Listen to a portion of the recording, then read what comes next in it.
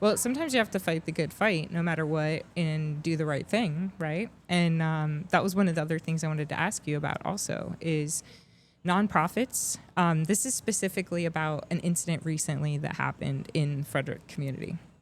So I don't know if you're familiar with the Veteran Services Center. Mm-hmm. Have you been there? Yes. So there was a huge mural unveiled a few days ago by Reforge, which is a nonprofit. And there was 2 soldiers featured in the mural there were previously, those soldiers had statues in there. And Platoon 22, which is another nonprofit, right. I'm well aware. They were removed themselves or whatever. I don't really know the details of what happened, but they are no longer at the Veteran Services Center. They took those statues from the wall and took them, and now they're in a metal smithing shop in Frederick. Not even being hung anywhere. Were they donated to Platoon 22? That's why I'm gray on a lot of the details. But my question about it isn't to get into the who's right and who's wrong and stuff, but in the county, are there a lot of nonprofits that are using money, and who's making them accountable for how their donations are being used? It's a surplus. There are no donations from Frederick County. So the Frederick County proper, the actual county, works very much like a business. I mean like the nonprofit entity themselves, like Platoon 22. Who's holding Platoon 22 accountable for how they're spending their donations? Oh, see, that's not the county. Right? Where does that fall on? Who does that even go to? But if the statues were originally county property... I don't think they were donated to the county. I think they were donated to the Veteran Services Center, not specifically to Platoon 22, or maybe they were donated to Platoon 22. Because if it's Veteran Services Center, which is county...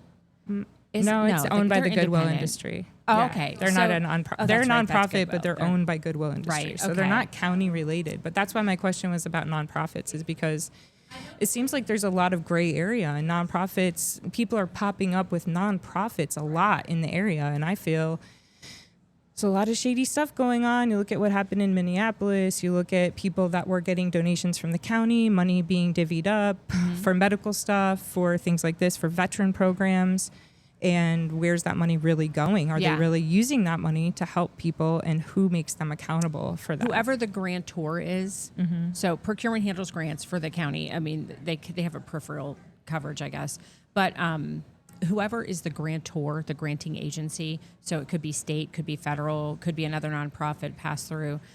They're the ones on the hook for holding them accountable. Okay. But there are some pretty broad designations of what you can do. So, I mean, if you look through some of the foundations and you think, I don't know about that. What's the one, Prince Harry and Meghan Markle? Do you ever look at their expenditures and you're like, I don't know. It's insane. But I feel like, I think that there is, there should be transparency about the budget for a nonprofit, and I feel like that should be public information somewhere, and I'm not sure if that's how it works, but I was just curious, that was a recent thing that happened this week that had a lot of the internet buzzing in Frederick, and I feel like it's something, it's a current hot topic, I guess. Well, and it's also, why did they get those statues? Why not another one? Who's the best entity? When it comes to, now, speaking back to the county has a surplus policy where everything that is surplused, everything is surplus. You have to make a determination. Are you going to sell it? We can't donate it to someone because it would be such a hard find. Which one? All of them are good. All of them had good causes. Is one that serves children better than one that serves veterans? Is that better than one that serves soup?